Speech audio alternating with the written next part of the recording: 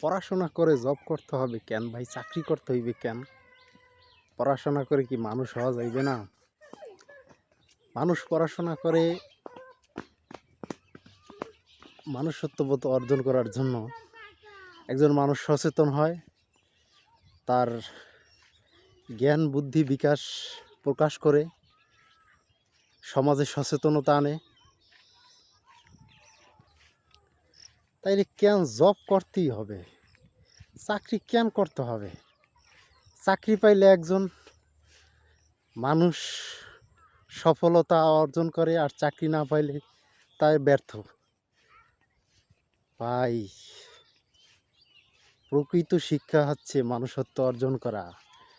আমরা যে পাঠ্যপুস্তক পড়ে যে শিক্ষা অর্জন করতে পেরেছি, সেই শিক্ষার মাধ্যমে মানুষত্ব অর্জন করতে পারছি কিনা সেদিকে লক্ষ্য রাখতে হবে।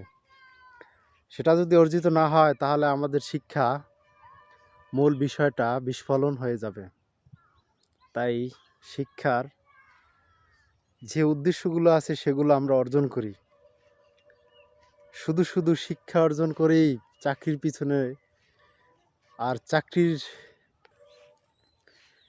একজন শিক্ষিত মানুষ মাঠে কাজ করেও সফল হতে পারে, একজন শিক্ষিত মানুষ ব্যবসা করেও সফল হতে পারে, একজন শিক্ষিত মানুষ তিনি তার মেধা শ্রম নানান কাজে ব্যবহার করে সফল হতে পারে, অর্থ উপার্জন করতে পারে। সে তার মুনাফা এবং মূলধন এবং অন্য অন্য খাতে বিনিয়োগ করে সে একজন প্রতিষ্ঠিত মানুষ হতে পারে। তাই একজন শিক্ষিত মানুষ শুধু চাকরি করতে হবে এমন ভুল ভ্রান্তি ধারণা থেকে আমাদের উঠে আসতে হবে।